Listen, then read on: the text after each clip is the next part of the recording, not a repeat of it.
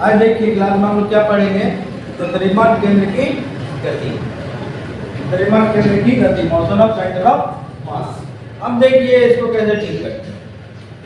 सबसे पहले देखिए कि कोई भी अगर वस्तु है तो उसका द्रव्यमान केंद्र कहाँ पर होगा, वस्तु के अंदर नहीं होगा, कि उसके घनत्व पर डिपेंड करता है कि घनत्व जिस साइड में ज्यादा होगा उसी साइड में क्या होगा, उसका द्रव्यमान केंद्र होगा। अगर ये एक पिंड है, चारों तरफ घनत्व एक जैसा है तो निश्चित है, अगर ये गोलाकार है तो निश्चित है इसका सेंटर बीचों बीच होगा। फिर यहाँ पर देखेंगे कि अगर इसमें बल लगाया जाए तो क्या होगा, ये वस्तु गति करेगा, गति करेगा तो किधर होगा, ये आगे की ओर भागेगा, आगे की ओर भागेगा तो क्या होगा, इसका वेग में परिवर्तन आ रहा है, वेग में परिवर्तन आ रहा है। तो वेग में परिवर्तन आएगा और वस्तु के पास क्या फिक्स है, मास, द्रव्यमान फिक्स है, ये कांस्टेंट है, लेकिन इसमें वेरिएबल टर्म क्या आ रहा है, वेग। आप देखिए द्रव्यमान और वेग के गुणनफल को क्या बोलते हैं, संवेग। क्या बोलते हैं, संवेग। संवेग बराबर क्या होता है, mv। अगर किसी वस्तु में बल का मान 0 कर देंगे तो क्या होगा, बल का मान 0 कर देंगे तो वेग का मान क्या हो जाएगा, वेग का मान 0 हो जाएगा। अगर वेग का मान 0 हो जाएगा तो पूरे टर्म 0 हो जाएगा, तो संवेग का मान क्या हो जाएगा, 0 हो जाएगा। तो इसमें वस्तु में जो चेंजिंग आ रहा है, तो चेंजिंग में हमको क्या देखने को मिल रहा है, तो चेंजिंग में लास्ट में देखेंगे कि आप जिस कोई वस्तु के ऊपर कि बाहरी बल कार्य ना करे, बाहरी क्रियाशील बल कार्य ना करे, तो वस्तु का जो द्रव्यमान केंद्र है उसमें कोई परिवर्तन नहीं होगी। बस इसी परिघटना को हम लोग क्या कहेंगे कि द्रव्यमान केंद्र की गति का संरक्षण। इसमें द्रव्यमान केंद्र जहां पर है वो वहीं पर रहेगा, समझे आप क्या बोले, द्रव्यमान केंद्र में कोई परिवर्तन नहीं आएगी। चलिए आगे। अब देखिए हम लोग क्या जानते हैं न्यूटन के गति का दूसरे नियम से हम लोग क्या परिवर्तन पढ़े थे कि संवेग परिवर्तन की दर उसमें लगने वाले बल के समानुपाती होती है, और ये उसी दिशा में होती है जिस दिशा में बल कार्य करती है, ना था फॉर्मूला। अब देखिए ये समानुपाती जब हटाएंगे तब क्या आएगा, एक कांस्टेंट आएगा। कांस्टेंट क्या आएगा जी, हम लोग कांस्टेंट क्या लेंगे, के। अगर ऐसा पद्धति में देखा जाए, ऐसा पद्धति बोले तो ऐसा ही पद्धति में देखा जाए, यदि 1 सेकंड में टाइम कितना ले रहे हैं, t बराबर 1 सेकंड, 1 सेकंड में किसी वस्तु पर 1 न्यूटन की बल लगे, कितना बल लगाया जाता है, 1 न्यूटन की बल लगाया जाता है। तो उसमें जो संवेग उत्पन्न हो रहा है, तो संवेग का मान p का वैल्यू हो जाए कि 1 kg पर मीटर पर सेकंड, 1 kg मीटर पर सेकंड उत्पन्न हो जाए संवेग। तो k का वैल्यू क्या आएगा, इस कंडीशन में सब का मान 1 हो जाए, तो k का वैल्यू क्या आएगा, k का वैल्यू 1, और 1 यहाँ पे पुट करेंगे तो क्या आएगा, न्यूटन का दूसरा नियम d बटा dt into vector of p is equal to क्या आएगा, वेक्टर ऑफ f। आप देखिए संवेग बराबर क्या होता है, जो अभी हम लोग देखें, संवेग बराबर क्या होता है, mv, द्रव्यमान इनटू वेग के गुणनफल को संवेग कहा जाता है। तो यहाँ पर हम लोग लिख सकते हैं, क्या लिख सकते हैं, देखें तो d बटा dt यहाँ पर mv कर देंगे is equal to vector of f। अब देखिए m के ऊपर में तीर चिन्ह मत लगाइए, क्यों, m है स्केलर मतलब अदिश राशि और v है सदिश राशि, तो सदिश से उसके ऊपर में लगेगा वेक्टर, जो सदिश से उसके ऊपर में वेक्टर नहीं लगेगा। इसको ध्यान रखना है। अब देखिए m कांस्टेंट है, पहले से हम लोग देख चुके हैं m कांस्टेंट है, v है वेरिएबल। तो m का डिफरेंशिएट नहीं होगा, इसका डिफरेंशिएट होगा v का इसका तो f। इस कंडीशन में हम लोग देखेंगे क्या, यहाँ पर साइड में लिख दीजिए p इक्वल टू mv। यदि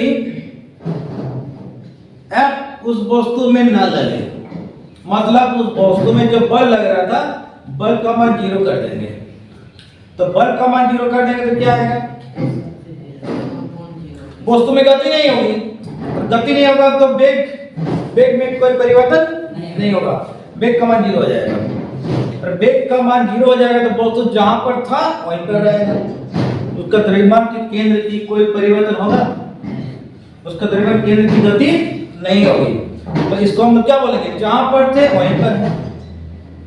तो इसी को हम लोग बोलते हैं द्रव्यमान केंद्र की गति का संरक्षण का नियम। समझ में क्या बोले, F इक्वल टू 0 तो वेग का मान क्या हो जाएगा 0, तो m इंटू d बटे dt into vector of v equal to 0।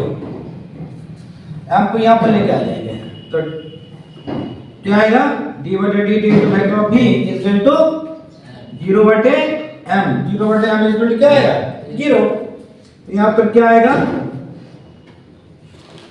d बटे dt into vector of v equal to 0। अब किस टर्म का मान 0 होता है, इसका डिफरेंशिएशन 0 होता है कांस्टेंट टर्म का। तो यहाँ पर वेग क्या आएगा, कांस्टेंट हो गया, वेग क्या हो गया कांस्टेंट। यहाँ पर क्या लिखेंगे, जहां वेग इक्वल टू कांस्टेंट, और कांस्टेंट हो गया तो क्या हो गया, उसका डिफरेंशिएशन क्या बता रहा है 0 बता रहा है, वाह, इसका कोई मान में परिवर्तन नहीं होगी। समझे। तो इस कंडीशन में क्या होगा, इस कंडीशन में आएगा हम लोग क्या लिखते हैं, लिख सकते हैं लैंग्वेज में, इससे स्पष्ट होता है कि यदि किसी वस्तु के ऊपर बाह्य क्रियाशील बल कार्य ना करे, मान के चले कोई एक वस्तु है और कोई बाहरी बल इसमें कार्य ना करे, तो उस वस्तु का द्रव्यमान केंद्र की गति नियत रहती है, इसे ही द्रव्यमान केंद्र की गति का संरक्षण का नियम कहा जाता है। समझे बात, बस यही था ये सवाल। अब देखिए इस पॉइंट में हम लोग क्या देखने जा रहे हैं, द्रव्य वस्तु का द्रव्यमान केंद्र क्या है, द्रव्य वस्तु का द्रव्यमान केंद्र। इसमें क्या बोलेंगे, centre of mass of rigid body. Rigid body क्या है, जो ठोस है, जैसे पानी हम लोग ठोस नहीं बोल सकते, पानी को बोलते क्या, लिक्विड। जब पानी जब जम जाता है तब पानी को क्या बोलेंगे, ठोस। तो उसी ठोस को हम लोग क्या बोलते हैं, रिजिड बॉडी। तो हिंदी में क्या बोलते हैं, द्रव्य वस्तु। तो इसमें हम लोग क्या जानते हैं कि द्रव्य वस्तु का जो इक्वेशन देखे थे सेंटर ऑफ मास का द्रव्यमान केंद्र की परिभाषा से हम लोग जानते हैं कि क्या इक्वेशन पढ़े थे, चलिए देखते हैं। चलिए लिखिए, द्रव्यमान केंद्र की परिभाषा से हम लोग जानते हैं कि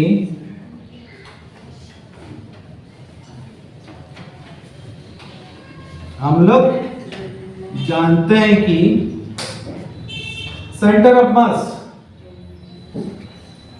RCM क्या था इक्वेशन। बहुत सारे पेड़ अगर एक साथ बात करेंगे तो उसको कैसे लिखा जाएगा, AP के रूप में, जो हिंदी में क्या बोलते हैं, समांतर श्रेणी। क्या आएगा, M1 R1 plus M2 R2 plus M3 R3 plus dot dot dot dot plus MN RM बटे M1 plus M2 plus M3 plus dot dot dot plus MN। समझे बात क्या बोले। इसमें क्या है, बहुत सारे पेड़ है एक साथ बात कर रहे हैं। जैसे मान के चलिए यहां पर देखिए इस प्रकार का एक हम लोग क्या लिए, तार लिए, तार। तार में एक पिंड, बहुत सारे पिंड लटका दिए। अब देखिए इसका भी सेंटर ऑफ मास आएगा ना कहीं, तो सबके एक साथ जब बात करेंगे कोई कोई गारंटी है कि मिडिल में आएगा? अगर ये पिंड थोड़ा बड़ा ले लें, वाह ये पिंड सबसे बड़ा है, तो सेंटर ऑफ मास निश्चित है मिडिल में नहीं आएगा। नहीं आएगा, किधर आएगा? थोड़ा इधर, इस लाइन में आ जाएगा, ये वाला रेखा में आ जाएगा। मतलब ये पॉइंट को छोड़ के हो सकता है, ये पॉइंट भी हो सकता है, मतलब ये पिन और ये पिन के बीचों बीच आएगा, समझे आप? हाँ। तो सबका एक साथ बात करेंगे तो उसका इक्वेशन इस टाइप से लिखा जाएगा, एपी के रूप में। अब देखिए इसको एक साथ जोड़ेंगे तो क्या आएगा? आरसीएम समेशन लेंगे, समेशन मतलब जोड़ना, जोड़ना, इसको क्या बोलते हैं? समेशन। SUMMATION, समेशन मतलब जोड़ना, जोड़ या जोड़ना, जो बोलोगे जोड़ या जोड़ना।